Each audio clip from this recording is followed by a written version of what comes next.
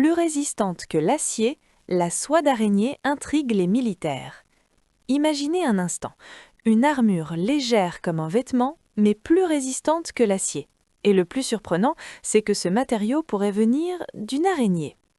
Des chercheurs américains travaillent actuellement sur une idée fascinante, utiliser la soie d'araignée pour fabriquer des matériaux ultra résistants. Mais évidemment, élever des millions d'araignées pour récupérer leur soie serait presque impossible. Alors les scientifiques ont trouvé une autre solution, la génétique.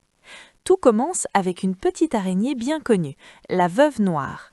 Malgré sa taille minuscule, elle produit une soie exceptionnelle. Cette soie est à la fois extrêmement résistante et très élastique.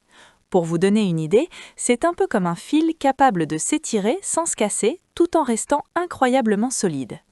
Des chercheurs de l'Université de Californie à Riverside ont réussi à identifier les gènes responsables de cette soie incroyable. En gros, ils ont trouvé la recette génétique qui permet à la veuve noire de fabriquer ces fibres si particulières. Et cette découverte ouvre des possibilités énormes. L'idée serait d'insérer ces gènes dans d'autres organismes, comme des bactéries, des plantes ou même certains animaux.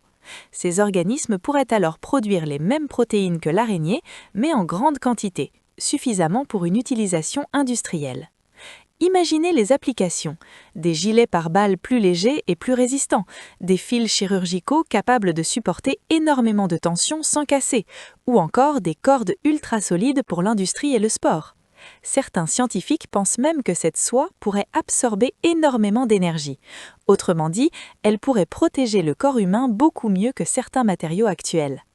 Pour l'instant, aucun produit basé sur la soie de veuve noire n'est encore vendu sur le marché, mais les chercheurs sont optimistes.